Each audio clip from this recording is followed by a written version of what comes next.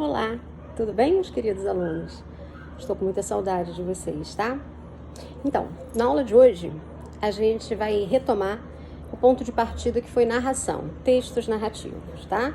Um tipo de texto que a gente aprendeu na última aula, antes das avaliações, da semana de avaliações, que é um texto que se preocupa, que se pauta em relatar fatos, acontecimentos, sejam eles reais ou não, reais ou fictícios, numa ordem linear ou não, numa sequência temporal ou não, num determinado tempo, num determinado espaço, que na redação a gente chama o espaço de lugar, ok?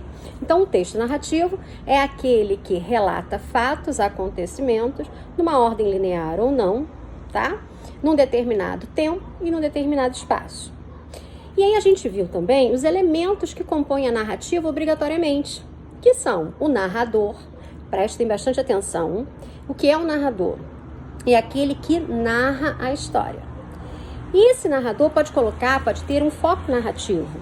Se ele usar verbos e pronomes predominantemente na primeira pessoa do singular ou do plural, a gente vai chamar esse narrador, esse foco narrativo, de narrador personagem, porque além de narrar, além de relatar esses fatos, esses acontecimentos, ele se inclui na história e dela participa, ok? Esse é o narrador personagem, em primeira pessoa, singular ou plural. Já o narrador observador é aquele que não necessariamente participa da história e dela faz parte efetivamente, mas é aquele que que eu costumo chamar de fofoqueiro. É aquele que assiste a um determinado fato, acontecimento, e em cima desse fato, desse acontecimento, ele relata numa perspectiva de quem apenas assistiu. Esse é o narrador, que a gente chama de narrador de foco narrativo, narrador observador.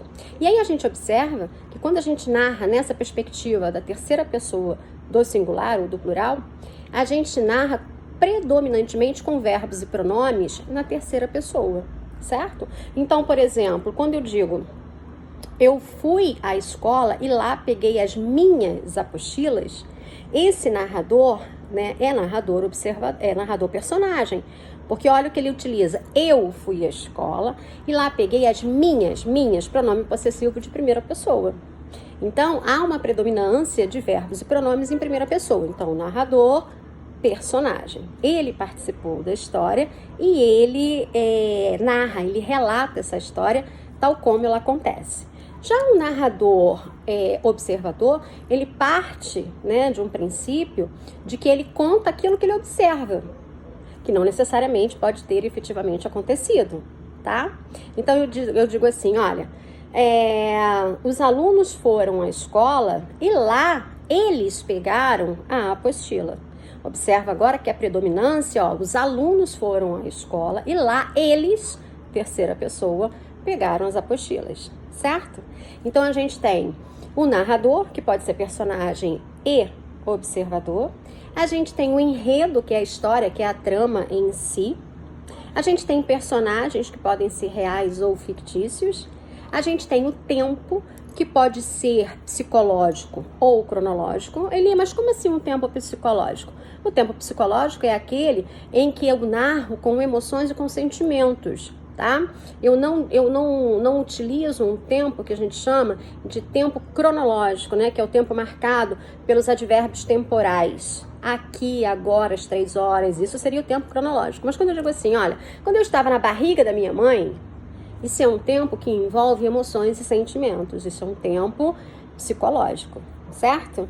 E o espaço, né?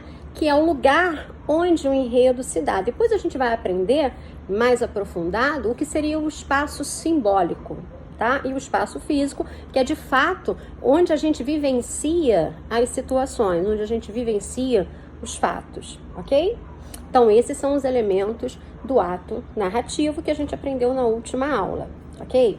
Então, eu vou passar uma atividade hoje para vocês, foi só para revisar, mas quero, na verdade, essa atividade nós já iniciamos hoje o segundo bimestre, então eu quero que vocês tenham como dever, tarefa de casa, uma atividade bem peculiar, bem lúdica, tá?